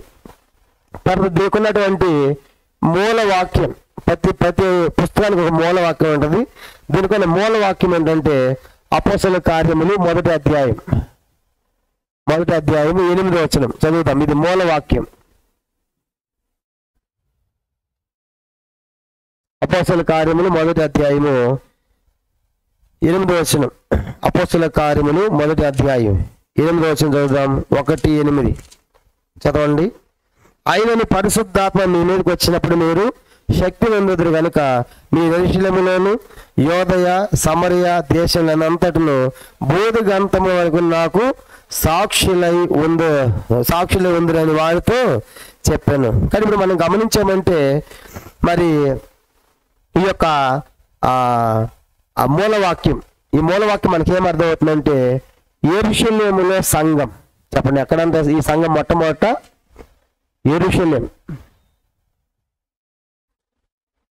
యెరూషలేములో సంఘం. అది పరిశుద్ధాత్మ దేవుడు వస్తాడు కాబట్టి మొట్టమొదట ఎక్కడంటే సంఘం ఎక్కడ ఆరంభమవుతుంది? మొట్టమొదట యెరూషలేము, తర్వాత యోదయ, తర్వాత సమరయ, తర్వాత దేశంలో అంతటా, తర్వాత బూదిగంతాల వరకు కూడా. అందుకే యేసు ప్రభువు ఒక మాట చెప్పాడు దీని గురించి. అపోస్తల యోహాను సువార్త 7వ అధ్యాయం. యోహాను సువార్త ఈ సంఘాన్ని గురించి యోహాను సువార్త 7వ అధ్యాయము మనం చదువుతాము 37 నుంచి 39 దాకా. ఇది సంఘాన్ని గురించి అని చెప్పిన ఒక ప్రవచనం, ఒక మాట. చూడండి, భవిష్యత్తులో ఆ సంఘం ఏమవుతుందంటే యోహాను సువార్త 7వ అధ్యాయం. యోహాను సువార్త 7వ అధ్యాయం చూడండి, 37 నుంచి 39 దాకా చదువుదాం. యోహాను సువార్త 7వ అధ్యాయం 37 నుంచి. ఆ పండుగలో మహాదినమైన అంత్యదినమైన యేసు నిలిచి ఎవరైనా దప్పుకొని ఎడల నా యొద్దకు వచ్చి దప్పి తీర్చుకొనవలెను. నా యందు విశ్వాసం ఉంచి వాడెవడో లేఖనం చెప్పినట్లు వాని కడుపుల నుండి జీవజల నదులు పారని దగ్గరగా చెప్పాను. కనుక తన యందు విశ్వాసం ఉంచి వారు పొందవు ఆత్మను గూర్చి ఆయన ఈ మాట చెప్పాను. కనుక ఆయన ఇంకను మహిమపరచబడలేదు, కనుక ఆత్మ ఇంకను అనుగ్రహింపబడి ఉండలేదు. కనుక పరిశుద్ధాత్మ దేవుడు భూమి మీదకి రాకముందే యేసు ప్రభువు ఈ మాట చెప్పాడు. నా యందు ఎవరికి విశ్వాసం ఉంచుతాడో, నా యందు విశ్వాసం ఉంచేవాని కడుపులో ఏమొస్తాయంట? జీవజల నదులు పారుతాయి. కనుక ఏంటి ఆ జీవజల నదులు? చెప్పండి, ఏంటంటే ఆ జీవజల నది ఏంటి? చదివాం కదా ఇప్పుడు? కాదు, చదవండి, మళ్ళీ చదవండి. ఆ జీవజల నది ఏంటి? జీవజల నది. యేసు ప్రభువు ఆయన విశ్వాసం ఉంచి వాని కడుపులో ఏమొస్తాయంటే జీవజల నదులు వస్తాయి. కానీ ఏంటి ఆ జీవజల నది? 39. తన యందు విశ్వాసం ఉంచువారు పొందబోవు ఆత్మను గురించి అనే మాట చెప్పాను. చెప్పండి, ఏంటంటే ఆ జీవజల నది ఏంటి? ఆత్మ. ఇప్పుడు చూడండి, యెరూషలేము ఇప్పుడు ఒక నది ఏమవుతుంది? నది ఎక్కడో పుడుతుంది ఒక దగ్గర, అది ఎక్కడి దాకా వస్తుంది? ఆ నది పుట్టిన తర్వాత మండలాలు దాడుతుంది, జిల్లాలు దాడుతుంది, రాష్ట్రాలు దాడుతుంది, కొన్ని నదులు దేశాలు కూడా దాడుతాయి. అంటే నది ఎక్కడో పుడుతుంది కానీ ఎంత దూరమో ప్రవహిస్తా ఉంది. కానీ ఇప్పుడు పరిశుద్ధాత్మ కూడా, ఆ పరిశుద్ధాత్మ పొందినటువంటి వారు ఒక దగ్గర నుంచి చాలా దూరాలకు వ్యాపిస్తారు. కనుక ఈ సంఘము యెరూషలేము నుంచి ఎక్కడి దాకా వెళ్ళిందంట? చదువుకున్నాం. యెరూషలేము, యోదయ, గలిలయ, సమరయ దేశము, తర్వాత బూదిగంతాలు. అంటే ఎక్కడో నది పుట్టిన నది ఎంత దూరం ప్రవహిస్తూ ఉందో ఈరోజు యెరూషలేము. కనుక సెంటర్లో ఇక్కడ ఆరంభమైన సంఘం యెరూషలేములో. ఇక్కడ ప్రారంభమైన సంఘము ఎక్కడ దాకా వచ్చింది? సికింద్రాబాద్ పిల్లల దాకా వచ్చింది ఈరోజు. ఇది ఎక్కడ సంఘం అనుకుంటున్నా? దీని ఆరంభం ఎక్కడ?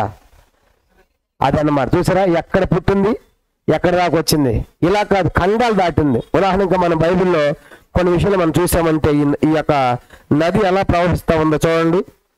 ఒక మాట మనం చూద్దాము. ఎంత అది విస్తరించిందంటే మొట్టమొదట యెరూషలేం అన్నాడు. మొదటి ఎక్కడంటే అది యెరూషలేం. మనం ఒకసారి మ్యాప్ నేను చూపిస్తాను మీకు.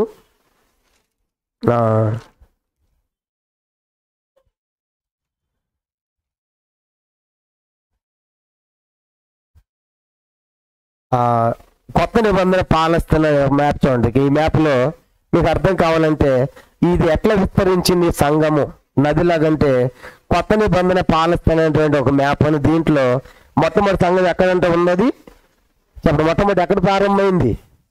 యెరూషలేం. యెరూషలేం అంటే అందరు చూడండి, యోదయ దేశంలో దాని పైన యెరూషలేం అన్నమాట. ఇది యోదయ దేశం. కొత్త నిబంధన పాలస్తీనాలో యోదయ దేశం రాజధాని ఏంటి? యెరూషలేం. ఇక్కడ యెరూషలేం ప్రారంభమైంది. నెక్స్ట్ ఏ ప్లేస్ అంతా? యెరూషలేం నుంచి ఎక్కడికి? యోదయ. చెప్పండి, పైనుంచి ఎడగొచ్చింది యోదయ, కనుక అన్న దేశం అంతా వచ్చేసింది. నెక్స్ట్ యోదయ నుంచి ఎడగొచ్చిందంట సమరయ. పైన చూడండి, కొంచెం పైకి వెళ్తే ఈ మ్యాప్లో కొంచెం పైకి వెళ్తే ఏముంది? సమరయ. కాబట్టి యెరూషలేంలో ప్రారంభమై యోధ అంతా వ్యాపించి అక్కడి నుంచి సమరయకి వెళ్ళింది. సమరయ అంతా వ్యాపించిన సంఘం. నెక్స్ట్ అక్కడి నుంచి అడగపోయిందంట గలిలయ. పైన చూడండి, ఆ పైన సమరయ పైన ఏముంది? గలిలయ. కనుక ఆ మ్యాప్ చూస్తే అంటే ఎక్కడ ప్రారంభమయ్యి ఒక జీవజల నదిలాగా ఇది విస్తరిస్తూ ఉండొచ్చు చూడండి. కనుక గలిలయకి వెళ్ళింది. తర్వాత గలిలయ తర్వాత అడిగిపోయిందని నెక్స్ట్. కానీ అక్కడి నుంచి శాఖలుగా అన్ని ఖండాలకు కూడా ఈ సువార్త వెళ్ళింది. ఈరోజు అందుకే ప్రపంచవ్యాప్తంగా మెజారిటీ వాళ్ళు ఎవరంటే క్రైస్తవులు. చెప్పండి, మెజారిటీ ఎవరు ప్రపంచంగా చూస్తే క్రైస్తవులు. ఎక్కడ దీనికి ఈ నది ఎక్కడ ప్రారంభము? చెప్పండి, ఎప్పుడంటే ఎక్కడ ప్రారంభము? యెరూషలేములో ప్రారంభం. యెరూషలేము ప్రారంభించబడి శాఖలుగా అందుకు ఆదికాండంలో మనం చూస్తాం. అక్కడ నది ప్రారంభమయ్యి 4 శాఖలు విడిపెట్టి మనం చూస్తాం. అలా ఇక్కడ యెరూషలేములో ప్రారంభమైనటువంటి సంఘము యోదయకు వచ్చి, కనుక ఈ మ్యాప్లు చూసాం కదా, యెరూషలేము ప్రారంభం యోదయకు వచ్చి సమరయకు వచ్చి గలిలయకు వచ్చి అలాగే దేశం అంతా కూడా శాఖలుగా విస్తరించింది. అందుకే యేసు ముందే చెప్పాడు, కనుక నా యందు విశ్వాసం ఉంచబోవారు ఏం పొందుతారు? పరిశుద్ధాత్మ. అది ఎలాగంటే ఏమవుతుందంటే అది ఒక నదిలాగా ప్రవహిస్తూ ఉంది. కానీ దాన్ని ఎవరిని ఆపగలరా? ఎవరు ఆపలేకపోయారు. ఇంకా ప్రవహిస్తూనే ఉంది. కాబట్టి ప్రతి ప్రాంతానికి కూడా వెళుతూ ఉంది. కాబట్టి మనకేమర్థం అవుతుందంటే ఆయన ఉద్దేశము మనం చూసాం కదా, యెరూషలేము ప్రారంభమైనటువంటి సంఘము శాఖలుగా అనేకమైన ప్రాంతాలకు, ఇంకా సమరయ కాదు, ఇంకా మనం చూసామంటే ఇది యెరూషలేముకి వెళ్ళింది. యెరూషలేము తర్వాత యోదయకి వెళ్ళింది. యోదయ తర్వాత సమరయకి వెళ్ళింది. సమరయ తర్వాత గలిలయకి వెళ్ళింది. తర్వాత ఆఫ్రికాకి వెళ్ళింది. ఆఫ్రికా మనం చూస్తాం అపోస్తలుల కార్యాలు ఇవన్నీ ఆర్డర్లో ఉంటాయి. ఆఫ్రికా వెళ్ళింది. ఆఫ్రికా నుంచి సిరియాకి వెళ్తుంది సంఘము. సిరియా నుంచి నెక్స్ట్ కుప్రాకి వెళ్తుంది. తర్వాత టర్కీ వెళ్తుంది. టర్కీలో కూడా అలాగే మనం చూసామంటే ఇంకా టర్కీ తర్వాత చిన్న ఆసియాకి వెళ్తుంది. తర్వాత ఐరోపా కాంటినెంట్, ఐరోపా ఖండానికి వెళ్ళింది. నెక్స్ట్ గ్రీసు, నెక్స్ట్ రోమా, ఇటలీ ఆ ప్రాంతానికి వెళ్ళింది. అలాగే మనం చూసామంటే మరియు నలుదిక్కుల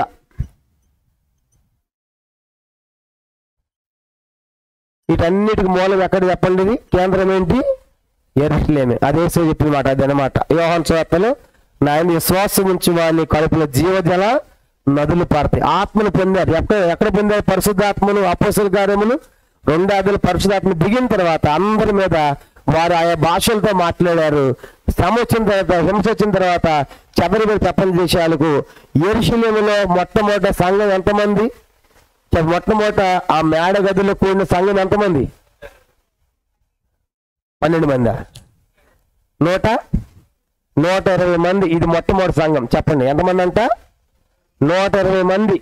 యెరూషలేములో మొదటి సంఘం ఎంతమంది అంటే 120 మందితో ప్రారంభించబడింది. పేతురు బాప్తిస్మం అయితే నెక్స్ట్ 3000 మంది చేరారు. చెప్పండి ఎంతమంది అంట? 3000 మంది. ఎంతమంది ప్లస్ 3000 ప్లస్ 120 ఎంత? నెక్స్ట్ మళ్ళీ 5000 మంది చేరతారు. 5000 మంది. సంఘం ఏమైపోతుంది? ఒక నదిలాగా ప్రవహిస్తాం. చూసారా? 120 మంది ప్రారంభమయ్యి వాక్యంతో 3000 మంది, మళ్ళీ 5000 మంది. అలాగే సంఘాలు విస్తరిస్తూ వచ్చాయి. కనుక ఎక్కడో రోజులు ప్రారంభమైన చిన్న సంఘము ఇప్పుడు 120 మందితో ప్రారంభమైనటువంటి సంఘము ఈరోజు ప్రపంచంలో అగ్రస్థానంలో ఉంది. ఎవరంటే క్రైస్తవులే. కాబట్టి వీళ్ళంతా ఎవరు? వీళ్ళంతటి మూలాలు యెరూషలేమే. కాబట్టి మనం గుర్తుపెట్టుకోవాలి. కాబట్టి దీని కాన్సెప్ట్ ఏంటంటే మతంలో ఉన్నవారు ఏదో మతంలో నుంచి ఎరగొచ్చారు, క్రీస్తు యొక్క మార్గంలోకి వచ్చారు. ధర్మశాస్త్రం అటువంటి వారు గొప్ప వైపుకి వచ్చారు. క్రీస్తు కొందరికి కాదు, ఈయన అందరికీ అని గుర్తించారు. కాబట్టి అందువల్ల సువార్తల ద్వారా ప్రకటించే సంఘములోనికి చేర్చబడ్డాడు. ఆ ఉద్దేశంతో పౌలు ఈ అపోస్తలుల గారు ఎంతో స్పష్టంగా రాశారు. కాబట్టి యెరూషలేము ప్రారంభమైన సంఘము యోదయ, సమరయ, గలిలయ, ఆఫ్రికా, సిరియా, కుప్రా, టర్కీ, చిన్న ఆసియా, ఐరోపా, గ్రీసు, రోమా, నలుదిక్కుల ఇవన్నీ కూడా ఈ ప్లేస్లన్నీ కూడా మనము అపోస్తల కార్యాలు చూస్తాం. కాబట్టి ఇన్ని ప్రాంతాలు పౌలు తిరిగాడు. కాబట్టి మనం గుర్తుపెట్టుకోవాలి. ఇది ఉద్దేశం అన్నమాట. పూర్తిగా అర్థం కాకపోయినా పర్వాలేదు, ఇది ఇంట్రడక్షన్. పూర్తి వచ్చేటప్పుడు మళ్ళీ మీకు పూర్తి డేటా వస్తుంది. జస్ట్ మీకు అవుట్లైన్స్ లాగా మీకు తెలియాలని ఇవన్నీ కూడా చెప్తున్నాం. ఒక్కటి 1 by 1 చూస్తాం. కాబట్టి ఇంకా మనకి ఎవరెవరు ఇప్పుడు 7వది ఎవరికి రాశాడు కనుక ఎవరికి రాశాడంట లూకాసు వార్త ఇది ఎవరికి రాశారు? లూకాసు వార్త మొదటి అధ్యాయం.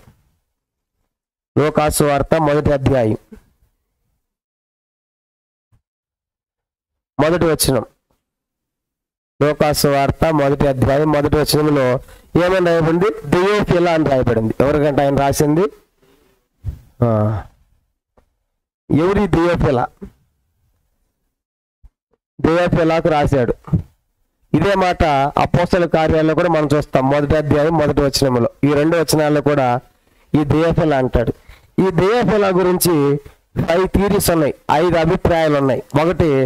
ఒక అభిప్రాయం ఏంటంటే ఇతని గురించి ఇతడు ఐగుప్తుకు చెందిన అలెగ్జాంద్రియా పట్టణంకు చెందిన ఒక యూదుడు అనే ఒక అభిప్రాయం ఉంది.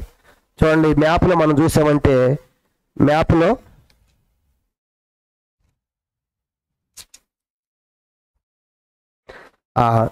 అపోస్తలుడైన పౌలు ప్రయాణం చేసిన ప్రదేశంలో చివరి మ్యాప్లో కింద చూడండి ఐగుప్తుని చూడండి. కింద బాటంలో కింద ఐగుప్తు పైన చిన్నగా అలెగ్జాంద్రియా పట్టణం ఉంది. ఐగుప్తు పైన ఏముంది? అలెగ్జాంద్రియా పట్టణం.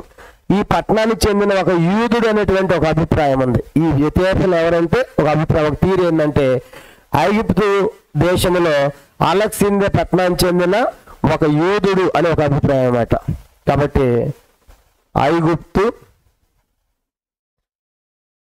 దేశంలో అలెగ్జాంద్రియా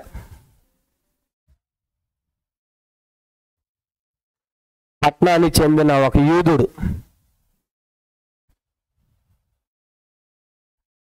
అని ఒక అభిప్రాయం. రెండవది ఎవరి థియోఫిలా అంటే రెండో అభిప్రాయం కూడా ఉంది. యూదులకు చెందిన ఒక యాజకుడు, ప్రత్యేకంగా ఒక యూదులకు మాత్రమే, యూదులకు చెందిన ఒక యాజకుడు అని, యూదులకు చెందిన ఒక యాజకుడు అని ఒక అభిప్రాయం కూడా ఉంది. మూడవ అభిప్రాయం ఏంటంటే ఈయన సమాజం అంతటిని సంబోధిస్తా ఈ మాట పలికాడు అనేది. అంటే సమాజం అంతటిని ఉద్దేశించి పిలవటం కనుక సమాజం అంతటికి, ఈయన మనిషి కాదు, ఒకవేళ సమాజం అంతటికి ఉద్దేశించి చెప్పాడు ఈ మాట అనేది మూడో అభిప్రాయం.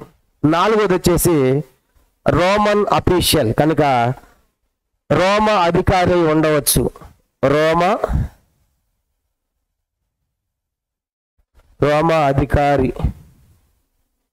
అయి ఉండవచ్చు అనే ఒక అభిప్రాయం కూడా ఉంది.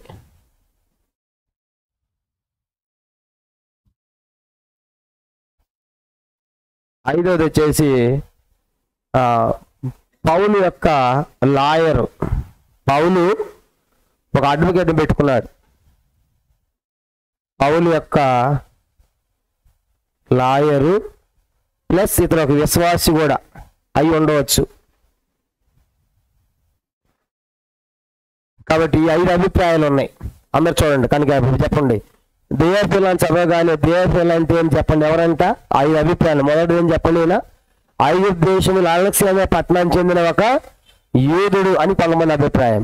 మరి కొంతమంది ఏమన్నారంటే యూదులు చెందినటువంటి ఒక యాజకుడినా అని రెండో అభిప్రాయం. మూడోది ఏంటంటే సమాజం అంతటిని సంబోధిస్తూ ఓ దేవపిల్ల గంట వహించని పలికాడు పౌలు అనేది మూడో అభిప్రాయం చెప్తున్నారు. నాలుగోది ఏంటంటే రోమ అధికారి అయి ఉండవచ్చు. రోమ అధికారులు అలా పిలిచారా? అలా ఉంది, చూడండి. రోమ అధికారులు ఏమని పిలిచేవాళ్ళు చూద్దాం. చూడండి, అపోస్తలుల కార్యం 23వ అధ్యాయం. వాళ్ళు ఘనత వహించినటువంటి పదము రోమా గవర్నర్లకు ఉండేది. అపోస్తలుల కార్యములు 23వ అధ్యాయం 26వ వచనం. అపోస్తలుల కార్యములు 23వ అధ్యాయము. అపోస్తలుల కార్యములు 23వ అధ్యాయం 26వ వచనం. 23, 26 చదవండి. ఘనత వహించిన అధిపతి అయిన ఫేలిక్స్ క్లౌదియా లూసియా వందనములు. మహాఘనత వహించిన, చూసారా? అది వాళ్ళకి పెట్టబడింది. ఎవరికి? రోమా గవర్నర్లకి. నెక్స్ట్ ఇంకో వచనం కూడా ఉంది, అది కూడా చూద్దాం. 26, 25 అపోస్తలుల కార్యములు. అపోస్తలుల కార్యములు 26, 25 కూడా చదువుదాం. అపోస్తలుల కార్యములు 26, 25 చదవండి. అందుకు పౌలు ఇట్లేను మహాఘనత వహించిన ఫేస్తు. కాబట్టి వాళ్ళకి ఏమని సంబోధించారు చెప్పడం మొట్టమొదట. కాబట్టి ఈ రెండు వచనాలను బట్టి బహుశా ఈయన ఎవరు ఉండొచ్చు? ఒక రోమా అఫీషియల్, కనుక ఒక రోమ అధికారి ఉండొచ్చు అనే అభిప్రాయానికి చాలా మంది ఆమోదం తెలుపుతున్నారు. తర్వాత రెండోది వచ్చేసి ఈయన పౌలు రోమ్ వెళ్ళటానికి లాయర్లో పెట్టుకున్న ఒక లాయర్ని తన పక్షాన్ని వాదించడానికి. ఆయన ఒక విశ్వాసం కూడా అయి ఉండొచ్చు అనడానికి ఒక 50% పండితులు అభిప్రాయం చెప్పారు. 50% రైట్ అయి ఉండొచ్చు ఇది కూడా. కాబట్టి అంటే దేవపిల్ల కరెక్ట్గా ఎవరైనా ఎవరికి కూడా తెలియదు. కాబట్టి ఈ రెండు అభిప్రాయాల్లో ఏకీభవిస్తాడు. ఒకటి, ఇతడు రోమ అఫీషియల్ అయి ఉండొచ్చు, వాళ్ళకి ఆ పేరు ఉంది కదా. 23, 26లో 23 అపోస్తలుల కార్యం 26లో పిలిచారు కాబట్టి ఇతడు రోమ అధికారికి ఇది రాశాడు కనుక. తర్వాత వివరంగా 26, 25లో కూడా రాశాడు కాబట్టి రోమ అధికారితో కరెక్ట్ అనే ఒక అభిప్రాయం ఉంది. ఐదోది కూడా పౌలు అడ్వకేట్ లాగా లాయర్లో పెట్టుకున్నాడు తన పక్షాన, అతను ఒక విశ్వాస కూడా అయి ఉంటాడు అనేది అభిప్రాయం కూడా ఉంది. ఈ రెండింటికి ఏకీభవిస్తున్నారు. ఇది 50% మాత్రం ఓకే అవుతున్నారు. కాబట్టి దేవపిల్ల అనగానే ఇప్పుడు మనకు క్లియర్ అయిపోయింది. ఈయన ఒక మనిషి. కొంతమంది ఏమో అలెగ్జాండ్రియా పట్టణానికి చెందినవాడని, కొంతమంది యూదులకు ఒక యాజకుడని, కొంతమంది సమాజం అంతటిని సంబోధిస్తూ పిలిచిన పదమని, కొంతమంది ఏమో రోమ అధికారని, కొంతమంది ఏమో పౌలు యొక్క లాయర్ అని. కాబట్టి వీటిలో ఈ రెండాటికి అభిప్రాయాలకు ఏకీభవిస్తున్నారో మనం చూసాం. కానీ ఇప్పుడు ఇది నెక్స్ట్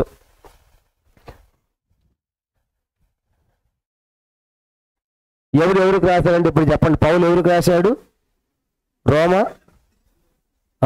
దేవపిల్లకి రాశాడు. ఎవరు ఆ దేవపిల్ల? రోమా గవర్నర్ అయ్యి ఉండవచ్చు, లేదంటే పౌలు సంబంధించిన ఒక లాయర్ అడ్వకేట్ కూడా అయి ఉండొచ్చు. ఎందుకంటే పౌలు పక్షాన్ని వాదించాలి అక్కడ, కానీ కైసర్ దగ్గర. కాబట్టి అని ఎవరు రాశాడంటే పౌలు లోక రోమా గవర్నర్ కన్నా రాసి ఉండాలి, లేకుంటే నెక్స్ట్ లాయర్కి అడ్వకేట్ కన్నా అన్ని విషయాలు చెప్పాలి కదా. ఇప్పుడు మన పక్షాన్ని వాదించాలంటే మొట్టమొదటి లాయర్ ఏం చెప్తాడు? మొత్తం అన్ని వివరంగా పూర్తి డేటా ఇవ్వాలి అతను జరిగిందంతా, అప్పుడే అతనికి అర్థమవుతుంది కేసు. కదా అలా అట్లా ఒక లాయర్ కూడా ఉండొచ్చు అనే అభిప్రాయం కూడా ఏకీభవిస్తున్నారు కనుక. ఇప్పుడు నెక్స్ట్ మనం చూసామండి, ఇంకా అది ముగింపులకు వచ్చేసాము. తర్వాత మూలవాక్యం కూడా మనం చూసాం. నెక్స్ట్ ఏమని చూసాము? పరిశుద్ధాత్మ కార్యములు. ఈ అపోస్తల కార్యములో ఈ గ్రంథములో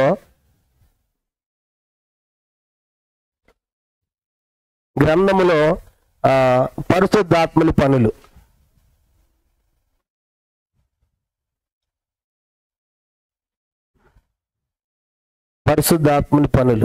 మనం చూసండి. ఒకటి, పరిశుద్ధాత్మ శక్తిని ఇవ్వటం. మొదటి ఏంటని చెప్పండి? శక్తిని ఇవ్వడం. అందుకే మీరు శక్తిని పొందెదరు అన్నాడు. రెండవది సాక్ష్యం ఇచ్చుట.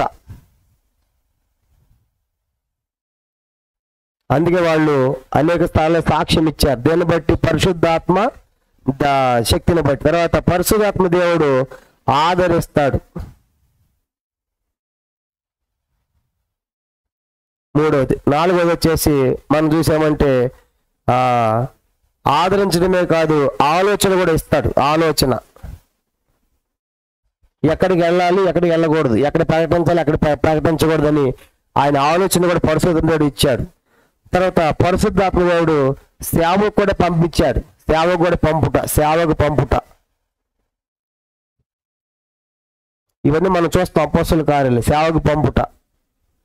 ఆరోది వచ్చేసి సేవలు పంపించడం కదా, సేవలు నడిపిస్తాడు, సేవలు నడిపించుట.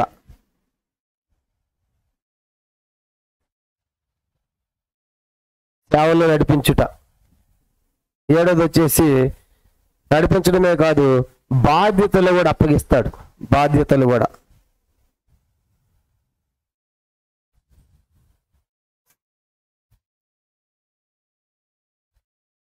అది ఇప్పుడు ఈ గ్రంథంలో పరిశుద్ధాత్మని పనులు అంటే, పరిశుద్ధాత్మ దేవుడు మొట్టమొదట అపోస్తలులకు శక్తినిచ్చాడు.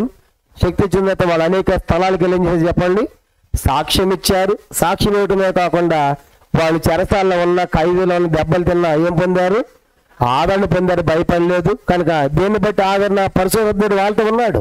యేసు ఎప్పుడైతే మధ్యాకాశానికి వెళ్ళిపోయాడో, ఆరోహణ అయిపోయాడో, ఏమొచ్చింది? పైనుండి పరిశుద్ధాత్మ దేవుడు దిగాడు. కనుక శక్తినిచ్చి, సాక్ష్యం చేసి, ఆదరించి, తర్వాత ఆలోచన. కనుక ఎటు వెళ్ళాలి, వాళ్ళు కొన్ని ప్రాంతాలకు ఒకసారి పౌలు ఒక ప్రాంతానికి వెళ్ళాలనుకుంటాడు, కానీ దేవుడు ఆ ప్రాంతానికి వద్దంటాడు. కనుక దేన్ని బట్టి? పరిశుద్ధాత్మ ద్వారా, అంటే ఆలోచన పొందారు. పరిశుద్ధాత్మ దేవుడు పలాని వారిని సేవకు నియమించండి అని అపోస్తలుల 13వ అధ్యాయంలో చెప్తాడు. పరిశుద్ధాత్మ దేవుడు సేవకి పంపిస్తున్నాడు, సేవలో నడిపిస్తున్నాడు, బాధలు కూడా ఇస్తాడు. ఇవన్నీ కూడా ఆ పరిశుద్ధాత్మని కార్యాలు. అందుకే అపోస్తలుల కార్యాలకి మరొక పేరు ఏంటంటే పరిశుద్ధాత్మని కార్యాలు అనే పేరు కూడా ఉంది. చెప్పండి, ఏం పేరు అంటారు దీన్ని? గ్రంథాన్ని పరిశుద్ధాత్మని కార్యాలు. వాళ్ళుగా అపోస్తలుల కార్యాలను పేరున్నప్పుడు కూడా అపోస్తలుల కార్యాలతో పాటు అపోస్తలుల కార్యాలు అని పిలుస్తున్నాము. దీనికి మరొక పేరు ఏంటంటే పరిశుద్ధాత్మని కార్యాలు. ఈ గ్రంథానికి అలా కూడా పిలవచ్చు. చెప్పండి, అపోస్తలుల కార్యాలని పిలవచ్చు, పరిశుద్ధాత్మని కార్యాలు. అపోస్తలులు ఏమో యాక్షన్, కనబడ్డారు పైకి, యాక్షన్. పరిశుద్ధాత్మ దేవుడేమో వర్క్, పని అన్నమాట. పై కనబడుతుంది ఎవరు? చెప్పండి, పై కనబడుతుంది ఎవరు? అపోస్తలులే. కానీ లోపల జరిగిస్తుందంటే ఎవరు వర్క్, పని జరిగిస్తుంది? ఆ పరిశుద్ధాత్మ. అందుకే దీన్ని ఏమైనా పిలవచ్చు? పరిశుద్ధాత్మని కార్యాల గ్రంథం. అందుకే వాళ్ళు ఎన్ని అద్భుతాలు చేశారు. వాళ్ళు ప్రార్థన చేసి చచ్చిపోవటమే, ఆ చనిపోయిన వాళ్ళు బతకటమే. ఏంటి ఇవన్నీ కూడా? వాళ్ళు మనలాంటి మనుషులు, అపోస్తలులు. కారణం ఏంటంటే వాళ్ళ లోపల ఏంటి జరిగించేది? పైకి యాక్షన్ వాళ్ళకి అంత చేస్తున్నారు, కానీ లోపల వర్క్ అంతా కూడా. దీనికి అపోస్తలుల కార్యాలకు మరొక పేరు ఏంటంటే పరిశుద్ధాత్మని కార్యాలనే గ్రంథం కూడా పిలవచ్చు. ఇంకా చెప్పాలంటే తండ్రి కుమార పరిశుద్ధాత్మని కార్యాల పుస్తకం కూడా పిలవచ్చు. ఎందుకంటే ఇప్పుడు దీంట్లో తండ్రి దేవుని హస్తం ఉంది, కుమార యేసువారికి హస్తం ఉంది, పరిశుద్ధాత్ముడి హస్తం కూడా ఉంది. కాబట్టి అలా కూడా మనం పిలవచ్చు. కాబట్టి ఇది పరిశుద్ధాత్మని యొక్క పనులు మనం చూసాం. చివరికి ఆఖరిది ఏంటంటే పౌలు యొక్క ప్రయాణాలు. అవి కూడా ఒకసారి మనం చూసి ఈ రోజుతో ఇది క్లోజ్ చేస్తాం. పౌలు మొత్తం మనకి 3 ప్రయాణాలు చేసినట్టు ఉంటుంది. కానీ పౌలు యొక్క ప్రయాణాలు మనము 5గా గుర్తుపెట్టుకోవాలి. మొట్టమొదటి మనం చూసామంటే చెప్తాం, గ్రంథ విభజన చెప్పలేదు. గ్రంథ విభజన, వెరీ గుడ్. గ్రంథ విభజన వచ్చేసి గ్రంథ విభజన దీన్ని 3 పార్ట్లుగా డివైడ్ చేయవచ్చు గ్రంథాన్ని. కనుక గ్రంథ విభజన 3 భాగాలు. ఒకటి ఏంటంటే మొదటి అధ్యాయం నుంచి 7వ అధ్యాయం వరకు, మొదటి అధ్యాయం నుంచి 7వ అధ్యాయం వరకు యెరూషలేములో సంఘం, యెరూషలేములో సంఘము, యెరూషలేములో సంఘం అంటే ఈ మొదటి 7 అధ్యాయాల్లో కూడా యెరూషలేములో ఆ సంఘం ఎలా విస్తరించిందో చెప్పబడింది. కనుక మొదటి పార్ట్. రెండో పార్ట్ వచ్చేసి 8వ అధ్యాయం నుంచి 12వ అధ్యాయం వరకు రెండవ విభజన మనం చూసినప్పుడు యోదయ సమరయ దేశాల సంఘం, యోదయ సమరయ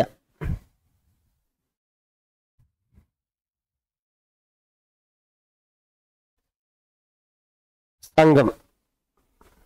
మూడోది వచ్చేసి 12వ అధ్యాయం నుంచి 28వ అధ్యాయం వరకు 13వ అధ్యాయం నుంచి 28వ అధ్యాయం వరకు 13 నుంచి 28 వరకు అన్య దేశములన్నిటిలో సంఘాలు, అన్య దేశాలన్నిటిలో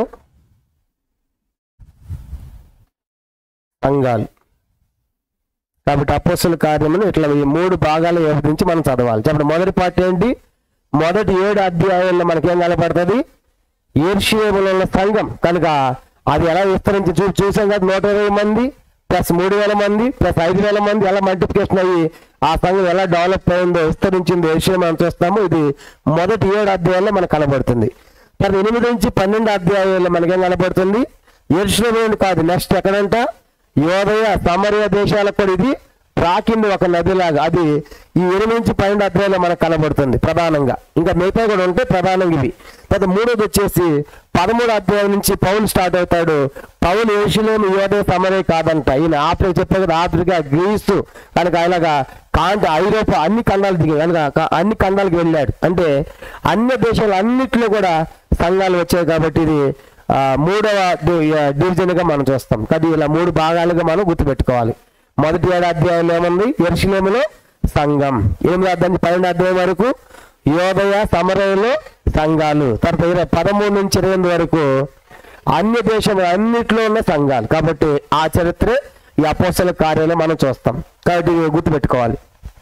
నెక్స్ట్ ఈ రీతిగా వెళ్ళేటువంటి సంఘాలు చాలా ప్రాంతాలకి. కాబట్టి యెరూషలేము ప్రధానమైతే అక్కడ అది కేంద్రంగా మొదలు పెడితే ఇలా చెప్పాను కదా, ఒక నది ఎక్కడో ప్రారంభమయ్యి అదని ఏమంటారు, ఆ పల్లె దాటి తర్వాత మండలం దాటి జిల్లా దాటి రాష్ట్రం దాటి కొన్ని దేశాలు దాటినట్లుగా ఇది ఖండాలే దాటింది సంఘం. కాబట్టి ఈరోజు ప్రపంచవ్యాప్తమైనటువంటి క్రైస్తవ సంఘాలన్నిటి కేంద్రం అని చెప్పిన మొదటిది యెరూషలేమే. కాబట్టి అక్కడ పుట్టిందనమాట ఆ నదిలాగా పరిశుద్ధాత్మ దేవుడు. అక్కడ నుంచి అది విస్తరించింది, వ్యాపించింది, ఈరోజు ప్రబలింది. కనుక ప్రపంచం అంతటి కూడా మనం చూస్తాం ఈ నది, ఈ సంఘం. అది ఇప్పుడు పౌలు యొక్క ప్రయాణాలు. అది లాస్ట్ది గ్రంథం ఎదుగున బాగా గుర్తుపెట్టుకొని 3 పార్ట్లుగా అట్లా మనం చదవాలి ఈ పుస్తకాన్ని, అపోస్తల కార్యాన్ని. అప్పుడు మనకు చాలా ఈజీగా అర్థమవుతుంది. నెక్స్ట్ వచ్చేసి లాస్ట్ ఆఖరిది పౌలు ప్రయాణాలు.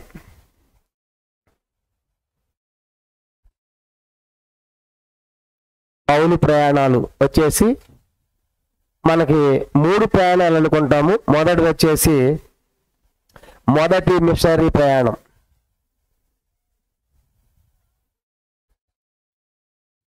మొదటి మిషనరీ ప్రయాణం ఇది ఎక్కడ ప్రారంభమవుతుందంటే అపోస్తల కార్యం 13వ అధ్యాయం. 13వ అధ్యాయము 4వ వచనంలో ప్రారంభమయ్యి ఎక్కడ ముగుస్తుందంటే 14వ అధ్యాయము 26వ వచనం. 14వ అధ్యాయము 26తో ముగుస్తుంది. ఇది మొదటి ప్రయాణం. రెండో ప్రయాణం వచ్చేసి రెండవ మిషనరీ ప్రయాణం. రెండవ మిషనరీ ప్రయాణం ఇది వచ్చేసి అపోస్తల కార్యములు 15వ అధ్యాయము 40తో ప్రారంభమయ్యి 15వ అధ్యాయము 40వ వచనం నుంచి ప్రారంభమయ్యి 18వ అధ్యాయము 22వ వచనంతో ముగుస్తుంది. 18వ అధ్యాయము 22వ వచనం. తర్వాత మూడవది వచ్చేసి మూడవ మిషనరీ ప్రయాణం.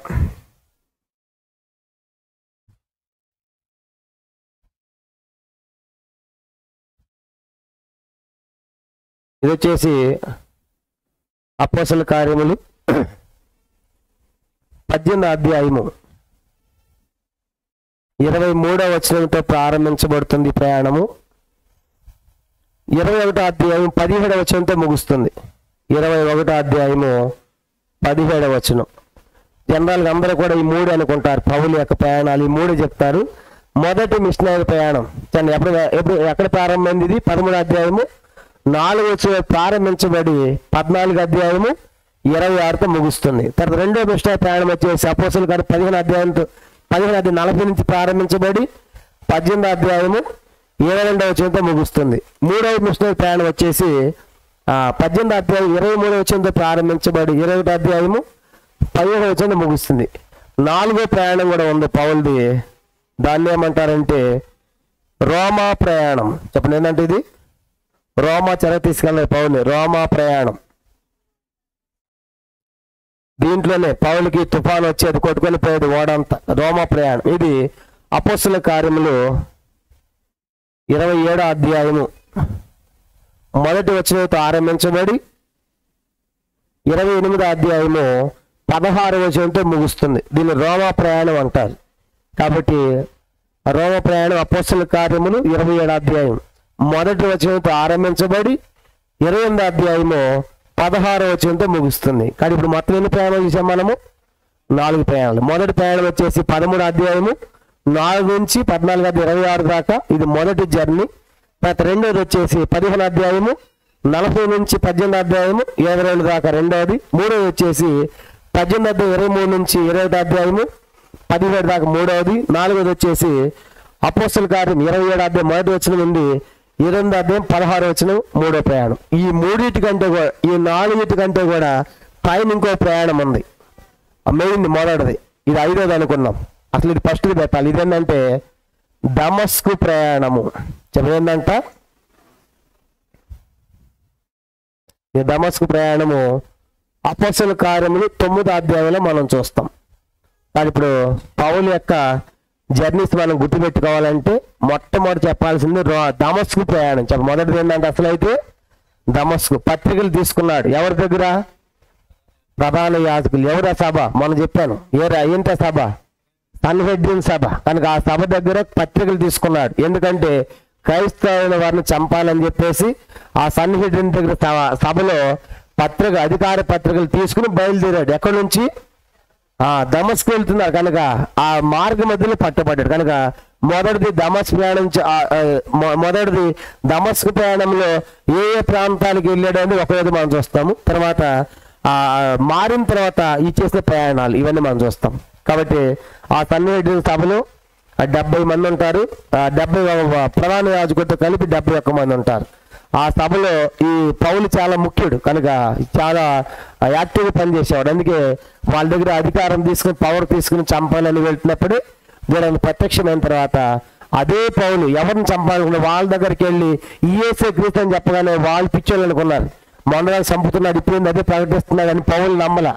పక్కన బర్నబాబుని లేదు ఆయన మారాడని చెప్పేసి తీసుకెళ్తాడు. ఇవన్నీ కూడా మనకి ఆర్డర్లో వస్తాయి, మనం చూస్తాం. కాబట్టి అసలైతే మొదటిది దమస్కు ప్రయాణం అని చెప్పాలి. తర్వాత రెండవది మొదటి మిషనరీ ప్రయాణం అవుతుంది. మూడవది రెండో మిషనరీ ప్రయాణం. నాలుగవది మూడవ మిషనరీ ప్రయాణం. ఐదవది వచ్చి రోమ ప్రయాణం. కాబట్టి దీంతో పౌలు యొక్క ప్రయాణాలు మనకు ముగుస్తాయి. ఇది టోటల్గా అపోస్తలుల కార్యం యొక్క సారాంశం. కాబట్టి మనము ఇప్పుడు దాకా కొంతమంది అంత గజిబిజిలాగా ఉండొచ్చు, ఆయన ఇది మీకు తెలియాలి. కనుక ఇదంతా తెలిస్తేనే ఈ అవుట్లైన్స్ మీకు లోపలికి వెళ్తే చాలా ఈజీగా ఉంటుంది. కాబట్టి ఇది పౌలు యొక్క పౌలు మనం గుర్తుపెట్టుకోవటం, మనము 5 ప్రయాణాలుగా మనం గుర్తుపెట్టుకుంటాం. 5 ప్రయాణాలుగా మనము గుర్తుపెట్టుకుని ధ్యానం చేస్తాం. కాబట్టి ఈ ప్రయాణాల్లో అద్భుత విషయం ఏంటంటే ఏ ప్రాంతం నుంచి ఏ ప్రాంతంకి వెళ్ళాడు అని మ్యాప్ తీసుకొస్తాము. మ్యాప్ మీద అది చూపిస్తా ఆ ప్రాంతంలో ఏం జరిగింది, అక్కడ ఏం చెప్పాడు, ఆ పరిస్థితులు ఏంటనే విషయాలన్నీ కూడా మనము అర్థం చేసుకోవడానికి ప్రయత్నం చేస్తాం. కాబట్టి ఇది పౌలు యొక్క ప్రయాణాలు ఈ రోమా ప్రయాణంతో మనకి ముగుస్తుంది. కాబట్టి ఇది క్లుప్తంగా అపోస్తలుల కార్యం గురించినటువంటి ఇంట్రడక్షన్. తర్వాత ఇంకో విషయం ఏంటంటే ఈ ప్రయాణాలు చేస్తున్నప్పుడే ఈ ప్రయాణాల్లోనే సంఘాలు ఏర్పడ్డాయి. చెప్పండి, ఈ ప్రయాణాలు ఏమని సంఘాలు ఏర్పడ్డాయి. ఆ సంఘాలు ఏర్పడి మరో ప్రాంతానికి పోగానే ఇక్కడ కావడం వస్తే ఆ ప్రాంతం నుంచి ఈ సంఘాన్ని పత్రిక రాసేవాడు కనుక మీరు ఎట్లా ఉండాలని. కనుక అట్లా ఏర్పడ్డ సంఘాలు. ఇంకో విషయం చెప్పాలంటే అపోస్తలుల కార్యం అనేది ఒక వంతెన లాంటిది. ఇటు సువార్తలకి ప్లస్ ఇటు పత్రికలకు కూడా, ఇటు సువార్తలకి పత్రికలకి మధ్యలో ఒక బ్రిడ్జి లాంటిది అపోస్తలుల కార్యం. అపోస్తలుల కార్యమే లేకపోతే ఎక్కడోళ్ళు అక్కడికి రాలేడు, అక్కడోళ్ళు ఇక్కడ రాలేరు. ఇప్పుడు ఆ పత్రిక ఎవరు రాశాడు, ఎక్కడ రాశాడు, ఆ సంఘం అయితే తేలాంటి ఎక్కడ పోవాలి, మనము అపోస్తలుల కార్యానికి వెళ్ళాలి. ఎఫెసు సంఘము ఎక్కడ ఆరంభమైంది, ఫిలిప్పీ సంఘము ఎక్కడ ఆరంభమైంది, కొలసీ సంఘము ఎక్కడ ఆరంభమైంది, అన్ని విషయాలు కూడా మనకి ఈ ప్రయాణాల్లోనే ఈ సంఘాలు కట్టాడు. ఈ ప్రయాణాల్లోనే ఆయా సంఘాల పత్రికలు రాశాడు. కాబట్టి అపోస్తలుల కార్యం కనుక మనం పూర్తిగా శ్రద్ధ పెట్టి వింటే మిగతా పత్రికలన్నీ మనకు చాలా ఈజీగా ఉంటాయి. కాబట్టి ఓహో ఇప్పుడు రాశాడు కాబట్టి అప్పుడు ఈ సంఘం ఏర్పడింది అని మనకు అర్థమవుతుంది. చెప్పే రాజుల చేత చూసినప్పుడు ఒక ఐడియా వచ్చింది మనకి, ఈ రాజు ఈ టైంలో ఉన్నాడు ప్రవక్తని. అట్లా ఇది కూడా మనకు అర్థం కావాలంటే అపోస్తల కార్యం బాగా చదవండి. ఇప్పుడు చెప్పే కదా ఇవి కూడా ఈ ప్రాంతాల్లో ఒక్కొక్క ప్లేస్ నుంచి ఒక్కొక్క ప్లేస్కి వెళ్ళినట్టు క్లియర్గా ఉంటుంది. చదవండి. వచ్చే వారం ప్రభు చిత్తం అయితే దీని కంటిన్యూషన్ మనం ప్రారంభిస్తాం. ఇది ఉపోద్ఘాతం, ఇంట్రడక్షన్. ప్రార్థన చేస్తాం. ప్రార్థన.